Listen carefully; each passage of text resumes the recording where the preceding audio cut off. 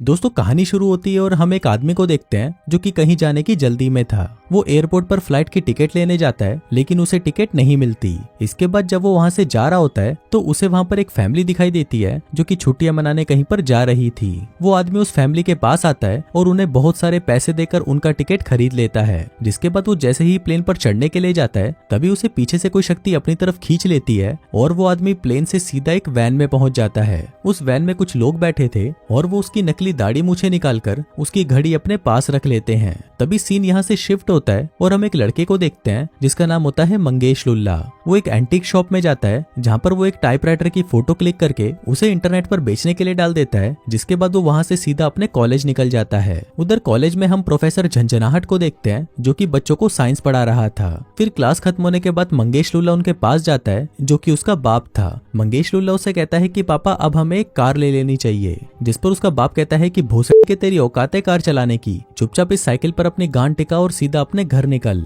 इसके बाद मंगेश अपने काले बहुत ही ज्यादा काले दोस्त से मिलने जाता है जिसका नाम होता है काली बांसुरी। अब वो दोनों बकचोदियां कर रहे थे कि तभी उसकी नजर एक मस्त सी लड़की पर पड़ती है जिसको देखकर मंगेश लुल्ला काली बांसुरी से कहता है कि भाई इसकी तो चूचियां बहुत ही सॉलिड है। इस पर काली बांसुरी कहता है कि भाई ये पिंकी पिट वाले है जिसकी तितली का कॉलेज के हर लड़के ने चमकादड़ बनाया है। मंगेश लुल्ला कहता है कि फिर तो मैं भी चमकादड़ बनाऊंगा और वो उससे बात करने के लिए उसके पास जाने लगता है। लेकिन पिंकी पिट वाले उसे कहती है कि बावली चला जाए यहाँ से, तेरी लुल्ली लेने से अच्छा तो मैं यहाँ से गिरकर मर जाऊं। अब मंगेश लुल्ला निराश होकर वापस अपने घर आ जाता है लेकिन घर आकर वो एक कार के शोरूम में कॉल करता है और अपने लिए एक कार बुक कर लेता है। फिर कुछ देर बाद वहां पर उसका बाप भी आ जाता है जहां पर मंगेश लुल्ला उसे कहता है कि पापा मैंने कार बुक कर दी है, अब बस जल्दी से शोरूम जाकर हम उसे ले आते हैं। लेकिन इस पर उसका बाप कहता है कि बावलीकांड तेरे को सुबह समझाया था ना, अपनी औकात देखकर बात किया कर, अब निकल सड़ी के यहाँ से। अभी सुनकर मंगेश लुल्ला निराश हो जाता है और वहां से अपने रूम में चला जाता है। इसके बाद हम प्रोफेसर झंझनाट को देखते हैं जो कि अपने गोडाउन में एक घड़ी जैसे डिवाइस के ऊपर काम कर रहा था। इसी दौरान वहां पर उसकी वाइफ आती है और उसे कहती है कि मंगेश लुल्ला तुम्हारे ही सफेद खून से पैदा हुआ है, हमारे पड़ोसी से नहीं, इसलिए अगर तुम उसकी बात नहीं सुनोगे तो कौन सुनेगा। इस पर प्रोफेसर कहता है कि तुम्हारा बेटा एक नंबर का चूतिया है,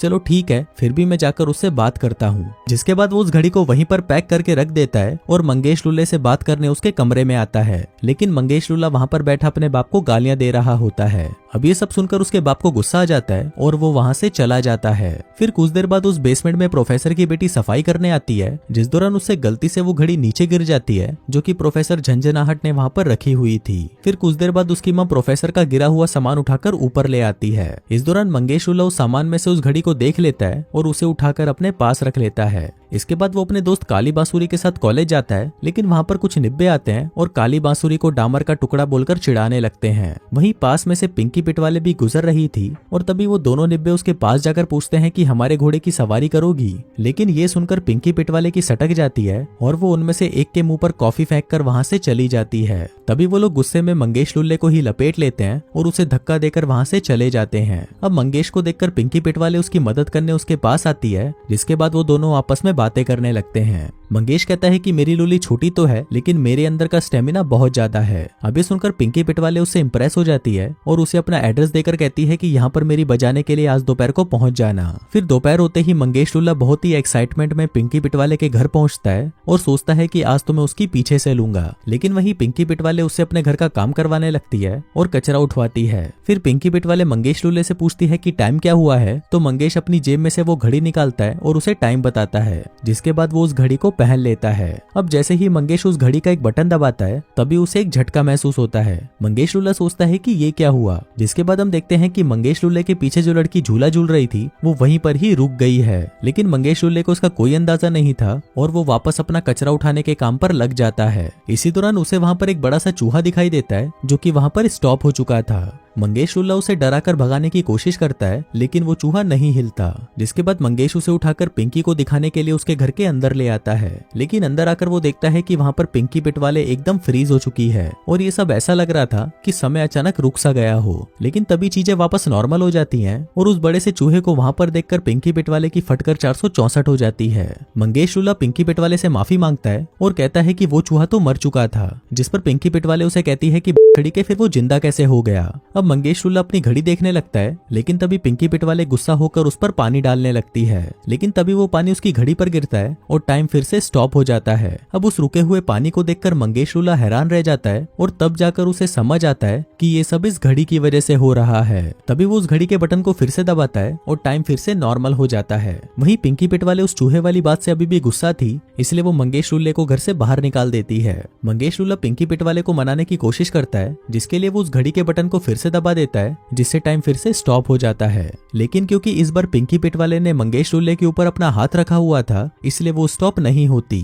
जिसके बाद वो अपने सामने सब कुछ रुका हुआ देखकर हैरान रह जाती है। पिंकी पिट वाले पूछती है कि ये सब तुमने किया, जिस पर मंगेश लुल्ला कहता है कि ये सब इस घड़ी की वजह से हुआ है। मेरे डैड एक प्रोजेक्ट पर काम कर रहे थे और शायद ये प्रोजेक्ट इस घड़ी का ही था। तभी वो वहाँ पर एक मधुमक्खी को देखते हैं, जिसके पंख तो बहुत तेज चल रहे थे, लेकिन वो मधुमक्खी उसी जगह पर ही स्टॉप हो चुकी थी। जिसके बाद जब मंगेश अपनी घड़ी देखता है तो उसमें टाइम बहुत तेज चल रहा था। मंगेश लुल्ला कहता है कि मेरे डैड किसी डॉक्टर फुस्की के लिए काम कर रहे थे, जो कि मॉलिक्यूल्स की स्पीड के ऊपर था, जिसका मतलब था कि इनको जो भी रुका हुआ दिखाई दे रहा है वो असल में रुका हुआ नहीं था, बल्कि इन लोगों की स्पीड बहुत ज्यादा तेज हो चुकी थी। दोस्तों, वैसे ही जैसे फ्लैश भागता है तो उसे सब कुछ रुका हुआ या फिर स्लो दिखाई देता है। इसके बाद वो दोनों घर से बाहर निकल जाते हैं और टाइम को स्लो करके मजे करने लगते हैं। वो एक कुत्ते को उठाते हैं जो कि मूत रहा था और उसे उठाकर एक कार में रख देते हैं। इसी तरह कॉलेज के जो लड़के उसे परेशान किया करते थे वो उनके पेंट स्प्रे के कैन पर होल कर देते हैं, जिसके बाद वो सभी की लोकेशन को चेंज करके उनके मूवमेंट को बदल देते हैं। फिर जैसे ही वो टाइम को वापस नॉर्मल करते हैं तो ये सब होता है। फिर ऐसे ही मजे करने के बाद शाम को मंगेश लुल्ला पिंकी पिट वाले को उसके घर छोड़ने जाता है, जहाँ पर अंदर जाने से पहले वो दोनों एक दूसरे को दबाकर चूसते हैं। इसके बाद मंगेश टाइम को फिर से स्लो कर देता है और बकचोदिया करते करते अपने घर पहुंचता है,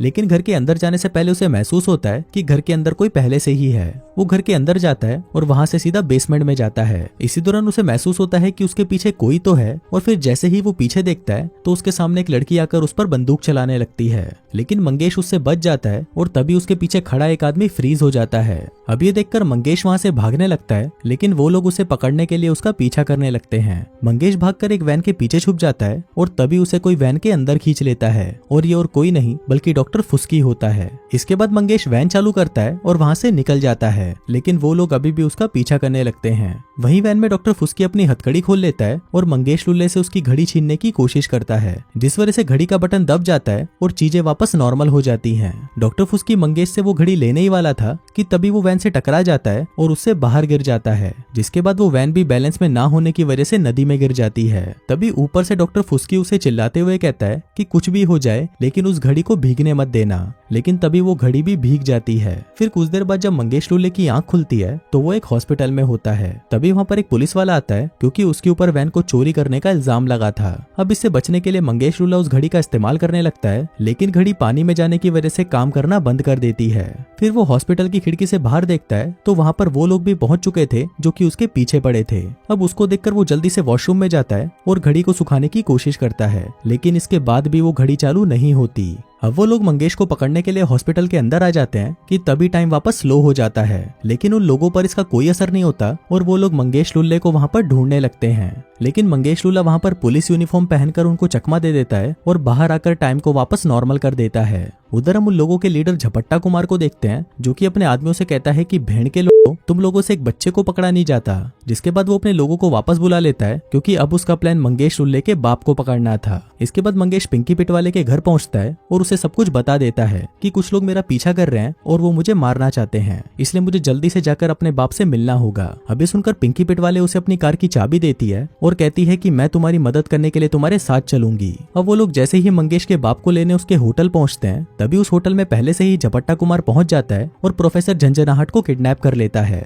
इसके बाद जब वो लोग रूम में पहुंचते हैं तो उन्हें वहां पर प्रोफेसर झंझनाहट नहीं मिलता। इसके बाद जब वो दोनों वहां से जाने लगते हैं तभी वहां पर एक कचरे का ट्रक आता है और उन्हें उठाकर कचरे में डाल देता है। हम देखते हैं कि ये काम डॉक्टर फुस्की का होता है। जिसके बाद वो मंगेश से कहता है कि भूस के मेरी घड़ी कहाँ पर है। तभी पिंकी पिट वाले उसके मुंह पर एक जोर की लात मारती है, जिससे गुस्सा होकर डॉक्टर फुस्की उन दोनों को ट्रक से बाहर फेंक देता है और उनसे अपनी घड़ी मांगने लगता है। अब मंगेश लुल्ला अपनी घड़ी निकालकर उसे देने ही वाला था कि तभी पिंकी पिट वाले उसे फिर से लात मारकर बेहोश कर देती है। इसके बाद वो दोनों उसे बंदी बना लेते हैं और कहते हैं कि तुम साबित करो कि तुम ही असली डॉक्टर फुस्की हो। तभी डॉक्टर फुस्की मंगेश लुल्ले के पूरे खानदान का नाम बता देता है, जिससे साबित हो जाता है कि वो ही असली है। फिर मंगेश लुल्ला उससे पूछता है कि झपट्टा कुमार हम लोगों से क्या चाहता है। डॉक्टर फुस्की कहता है कि उसे वो घड़ी चाहिए ताकि वो अपना प्रोजेक्ट पूरा कर सके। तभी मंगेश लुल्ला उसे वो घड़ी देता है और कहता है कि आपको ये फिर से ठीक करना होगा क्योंकि पानी में गिरकर ये खराब हो चुकी है। इसके बाद वो तीनों उस घड़ी को ठीक करने के लिए मार्केट से कुछ सामान लेने जाते हैं। उधर पिंकी पिट वाले दुकान पर काम करने वाले लौंडो को बिजी करके रखती है और वहीं डॉक्टर फुस्की और मंगेश लुल्ला दुकान से सामान को चोरी कर लेते हैं,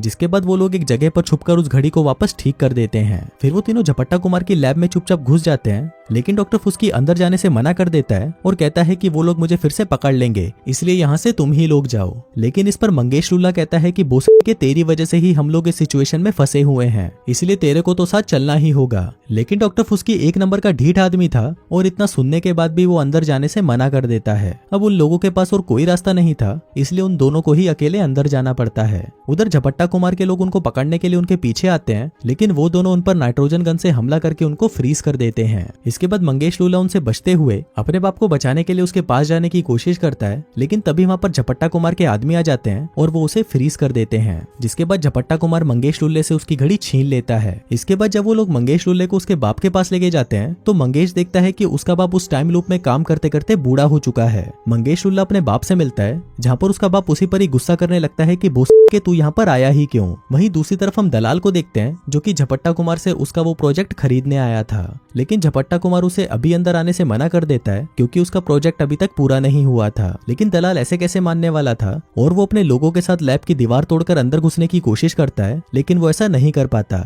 उधर अंदर मंगेश लुल्ला और उसके साथियों को कैसे भी करके बाहर निकलना था। तभी मंगेश लुल्ला अपनी जेब में से घड़ी निकालता है और कहता है कि उस चूते को तो मैंने नकली घड़ी दी थी और ये घड़ी असली है। जिसके बाद जब वो उस घड़ी को चालू करता है तो उसका शरीर इतना तेज हो जाता है कि वो किसी भी चीज के आर पार जा सकता था। फिर वो उस चैम्बर से बाहर निकलता है, लेकिन तभी झपट्टा कुमार के लोग उस पर हमला करने की कोशिश करते हैं, पर मंगेश लुल्ला फ्लैश की स्पीड में वहां से भाग जाता है। उधर झपट्टा कुमार जैसे ही चैम्बर को ओपन करता है तभी वो देखता है कि वहां पर डॉक्टर झंझनाहट और पिंकी पिट वाले नहीं होते और तभी वहां पर एक जोर का ब्लास्ट होता है जिससे झपट्टा कुमार का पूरा प्रोजेक्ट बर्बाद हो जाता है। इसके बाद मंगेश लुल्ला अपने बाप और पिंकी पिट वाले को देखने आता है जो कि एक अंडरग्राउंड टेबल के नीचे छुपे हुए थे। अब वो लोग वहां से भागने लगते हैं कि तभी झपट्टा कुमार उठकर उन पर हमला करने की कोशिश करता है, लेकिन तभी वहां पर डॉक्टर फुस्की पहुंच जाता है और झपट्टा कुमार पर हमला करके उसे फ्रीज कर देता है। इसी दौरान वहां पर दलाल भी पहुंच जाता है जो कि असल में एक सरकारी आदमी था और वो झपट्टा कुमार और उसके लोगों को पकड़कर अपने साथ ले जाता है। अब सब कुछ ठीक हो चुका था, जिसके बाद मंगेश लुल्ला और उसका बाप अपने घर पर आते हैं और अपनी फैमिली से मिलते हैं। उधर हम देखते हैं कि मंगेश लुल्ले ने एक नई कार खरीद ली थी जो कि वो हमेशा से लेना चाहता था। इसके बाद पूरा परिवार उस कार में बैठकर जाने लगता है कि तभी कुछ पुलिस वाले उसका पीछा करना शुरू कर देते हैं, पर तभी अचानक टाइम फिर से स्लो हो जाता है, जिसका मतलब था कि वो घड़ी अभी भी मंगेश लुल्ले के पास में ही थी। और दोस्तों इसी के साथ ही ये कहानी यहीं खत्म हो जाती है।